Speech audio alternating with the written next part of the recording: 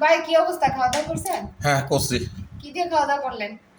মাঝে মাঝে তো একটু বাইরে যাই খাই, মানে বাসায় যাও পারি।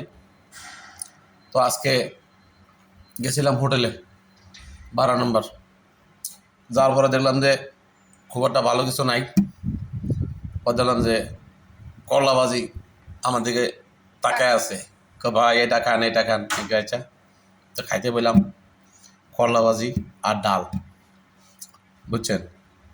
খায়া বিল দিলাম, 250 টাকা বিল হইলো। কি বলেন? 250। পরে দিলাম তার 100 টাকা নোট। সে কে ভাই 50 টাকা ভাঙতি নেই।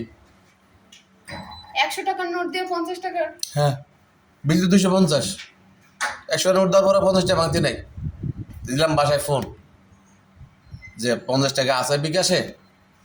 পরে কেন? আমি কি হোটেলে খাইছিলাম। তো হোটেলে খাইছো, কত বিল হয়েছে?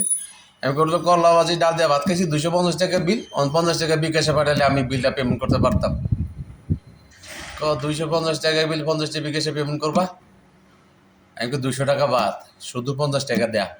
আজকে খাওয়া শেষ করলাম। হোটেল কি? আগে হোটেল হলো ইটালি। কি ইটালি? 50 টাকা খাইছো? ইটালি হলো চিনো না? আরে জানো না, রাস্তার ফুটপাতে সালা দিয়া বেড়া দিয়া ইস ইস ইস, এই হোটেল মানুষে খায়।